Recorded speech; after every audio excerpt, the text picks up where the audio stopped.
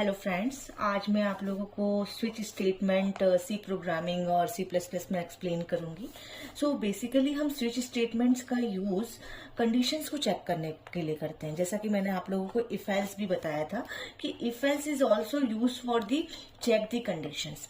But if else में क्या होता है कि वो फर्स्ट कंडीशन चेक करता है, अगर कंडीशन उसे ट्रू मिलती है तो वो इफ स्टेटमेंट को एग्जीक्यूट करता है, और अगर उसे कंडीशन फॉल्स मिलती है तो उस कंडीशन में वो क्या करता है, एल्स स्टेटमेंट को एग्जीक्यूट करता है।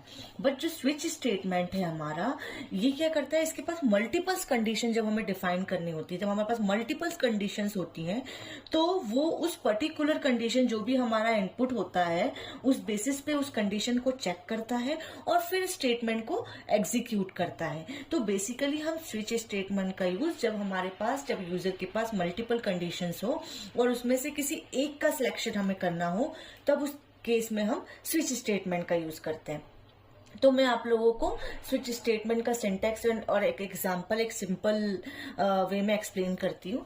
तो जैसा कि आपको पता है कि फर्स्ट हम हैज इंक्लूड हेडर को ऐड करते हैं, जैसा मैंने आप लोगों को पहले भी बताया है, studio.h, then int man bracket on curly brackets. So मैं यहाँ पे आप लोगों को, सपोज अगर मैं एक एग्जांपल दूं आप लोगों को, तो हमारा एग्जांपल ये है कि हमें पता है कि 1 वीक में 7 डेज होते हैं, ठीक है। अगर यूजर को आज, जैसे सपोज मैं आज आप लोग के सामने जो वीडियो लाई हूं, तो आज जो है वो हमारा फ्राइडे है, तो हम अगर यूजर 5 इनपुट करता है तो इस केस में क्या होगा, मंडे, ट्यूसडे, वेडनेसडे, थर्सडे और फ्राइडे।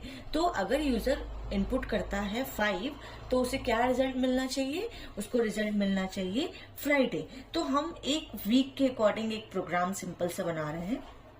तो हमने क्या किया, जस्ट इंट मेन डिफाइन किया, इंट एक हमने वेरिएबल ले लिया डे नाम का, ओके।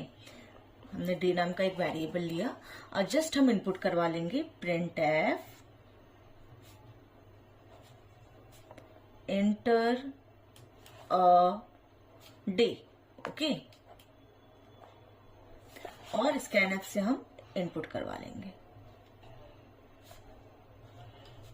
%d, कॉमा एंड और जस्ट डे। ये आप लोगों को पता है। अब हम यहाँ पे स्विच का लॉजिक लिखेंगे। तो हमारा स्विच का लॉजिक क्या है, सपोज हमने स्विच कीवर्ड का यूज करते हैं हम स्विच लॉजिक के लिए, SWI